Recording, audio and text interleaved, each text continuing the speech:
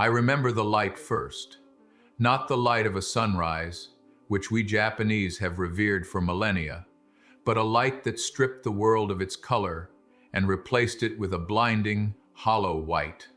My name is Tsutomu Yamaguchi. For a long time, I did not speak of those days. Sit with me. This is not a short tale, and it is not a kind one. But if we are to live in a world that holds such power, you must understand what it looks like when that power is unleashed.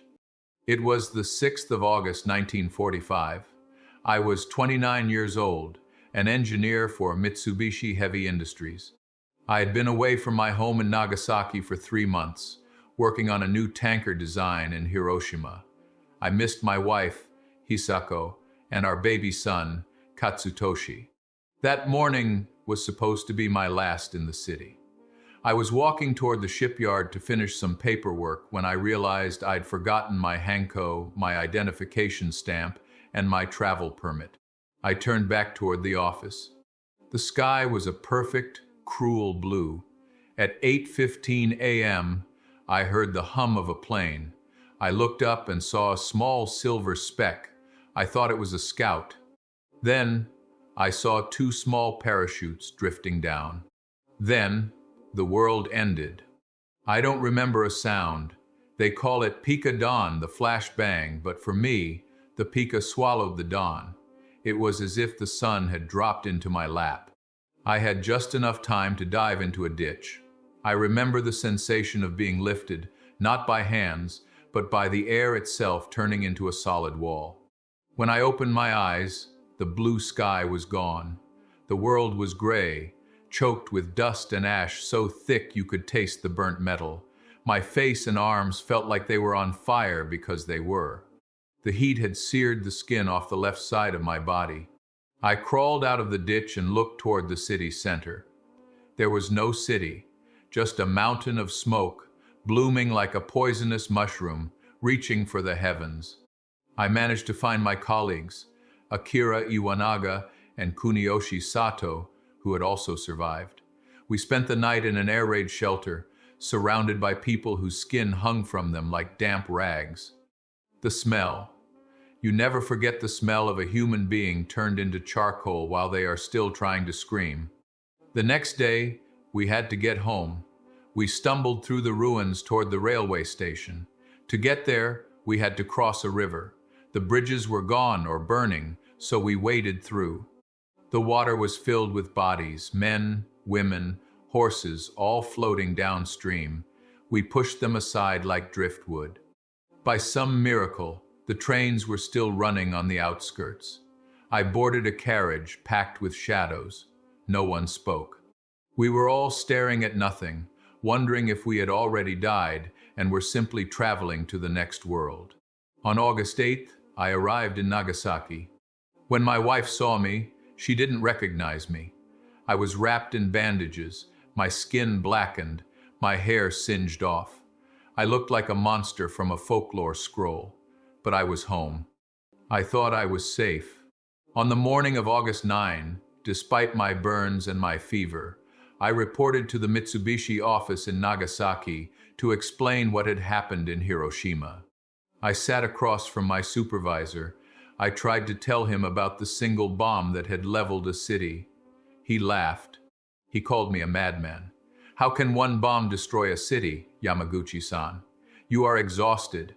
Your injuries have confused your mind. I opened my mouth to argue. At that exact moment, the window behind him turned white. The same light, the same impossible, soul-piercing flash. It's following me, I thought. I threw myself to the floor just as the shockwave shattered every window in the building. The office collapsed. The bandages on my Hiroshima burns were blown off by the wind of the Nagasaki blast. I crawled from the wreckage, my ears ringing, my vision swimming. I ran. I didn't care about the office. I cared about Hisako and the baby. I ran through a city that was rapidly becoming a carbon copy of the one I had just escaped. The hills of Nagasaki saved many that day, acting as a shield against the blast, but the valley was a furnace. I found my home. It was a ruin, but my wife and son had been out buying medicine for my burns when the bomb fell. They had taken cover in a tunnel. If I hadn't been burned in Hiroshima, they might have been at home and died in the collapse. My misfortune had become their salvation. For weeks, I lay in a fever. My hair fell out in clumps. My wounds turned green. My white blood cell count plummeted. This was the atomic bomb disease. We didn't know then about radiation. We just knew that the invisible fire was still eating us from the inside. But I did not die. I lived to see the emperor's voice on the radio. I lived to see the occupation. I lived to see Japan rebuild itself from ash into neon and steel. I spent decades in silence. I didn't want to be the Double Hibakusha. I wanted to be an engineer, a father, a man. But as I grew old, and I saw the world beginning to forget the horror of the light, I realized I had been spared for a reason. I was a living witness to the impossible. I lived to be 93 years old. I spoke to the United Nations. I told them that the only path for humanity is the total abolition of these weapons. People ask me how I feel about having been bombed twice. They expect me to be bitter or broken. But I tell them this: I saw the worst of what man can do, and yet, every morning after those blasts, the sun still rose. Not the fake sun of the uranium and plutonium, but the real sun. I am a lucky man. Not because I survived, but because I had the chance to tell the world that we must never, ever let it happen a third time. I survived not because I was the strongest, but because I refused to stop walking. The world will try to break you. It will throw shadows over your future and tell you that hope is a fairy tale. Do not believe it. Resilience is not the absence of scars. It is the ability to carry them into the light. The only way to win a war is to prevent it. There is no glory in the ashes of a city, only the silence of those who can no longer speak. I leave you with this. I was a man who saw the end of the world, not once, but twice. And yet, I spent the rest of my 93 years believing in the goodness of humanity. Do not let my faith be in vain.